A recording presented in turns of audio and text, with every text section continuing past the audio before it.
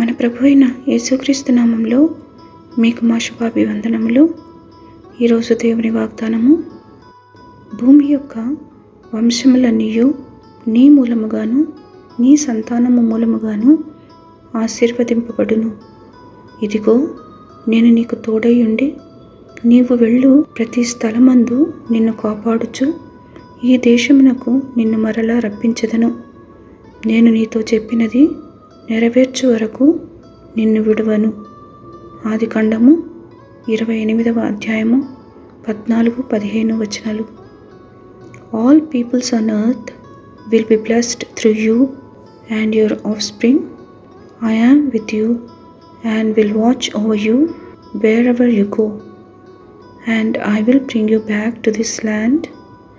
I will not leave you until I have done what I have promised you.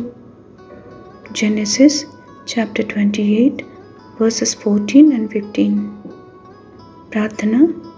ప్రేమగల తండ్రి, మీ కృపా కనికరములు మానక మాపై చూపుతున్నందుకు వందనాలు.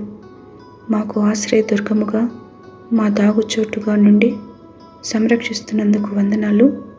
కృంగిన వారిని లేవనెత్తి బలహీనులను బలపరిచి ఆదుకొనుమని యేసునామములో వేడుచున్నాము తండ్రి. Amen. Have a blessed day. God bless you.